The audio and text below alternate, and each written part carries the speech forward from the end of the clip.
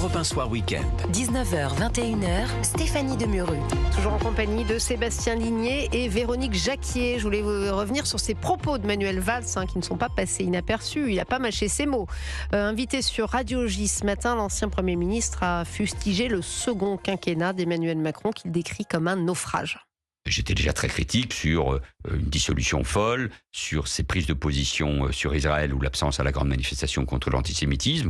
Mais ce deuxième quinquennat est difficile, c'est le moins qu'on puisse dire, c'est même un naufrage. La dissolution est une erreur que lui paye, mais que nous payons, que nos institutions et notre démocratie payent. Et on le voit bien que ça crée des conditions d'instabilité. J'ai parlé d'une forme de suicide collectif il y a quelques semaines. Si je disais cette formule que j'aime pas beaucoup du Titanic, nous y sommes tous sur le Titanic. Crise des finances publiques, crise des finances sociales, risque d'une victoire du RN, antisémitisme, véritable tsunami qui balaie sur notre pays, des phénomènes de violence. Nous sommes dans un moment très difficile. Il y a une crise de régime, il y a une crise démocratique, bien évidemment. Sébastien Ligné, je vous vois réagir. Bon, c'est vrai qu'il n'y va pas de main morte, Manuel Valls. Le message est excellent, le message est catastrophique. Moi, pardon, mais je veux dire, c'est en effet un naufrage.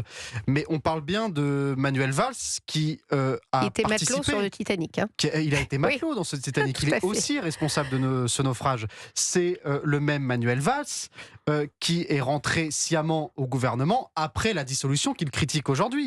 C'est le même Manuel Valls qui, en tant que ministre des Outre-mer, a plus ou moins vendu la Nouvelle-Calédonie aux indépendantistes en leur promettant, alors que le gouvernement n'était même pas au courant, une espèce de double nationalité calédonienne française sur l'île. Il a réussi à se fâcher avec les deux camps. Bon, il règle ses comptes aussi avec Emmanuel Macron. Il règle ses comptes. Et puis pardon, mais surtout, Manuel Valls, en effet, il a raison, la France, c'est le naufrage, mais le naufrage n'a pas commencé avec Emmanuel Macron. Et le gouvernement qui a précédé Emmanuel Macron a aussi ses parts de responsabilité. Et j'ai un scoop pour vous, Manuel Valls, il a été Premier ministre.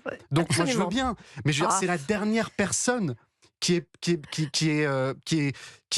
le droit de s'exprimer là-dessus. Il est autant responsable qu'Emmanuel Macron, enfin. Oui. Véronique Jacquier. Oui, non, mais je crois que là, on touche aux limites des hommes politiques qui sont des apparatchiks et qui mériteraient d'avoir connu un autre métier que ceux de faire uniquement de la politique, parce que c'est un apparatchik socialiste depuis sa jeunesse, Manuel Valls, et il réagit comme un apparatchik. Effectivement, il réagit pas comme un ancien Premier ministre.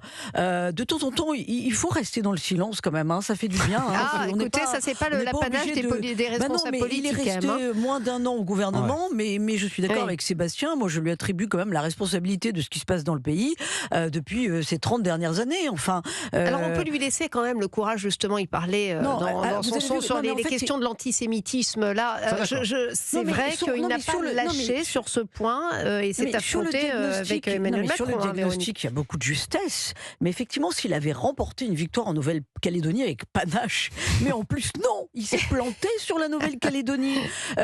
D'abord, les accords de Bougival n'ont pas encore abouti, ils ont été complètement dénoncés par les indépendantistes. Du coup, l'autre camp, de toute façon, n'est pas content, donc c'est mi-figue, mi-raisin. Et à l'heure où nous parlons, je vous rappelle qu'il y a quand même toujours 3000 policiers et gendarmes sur l'île.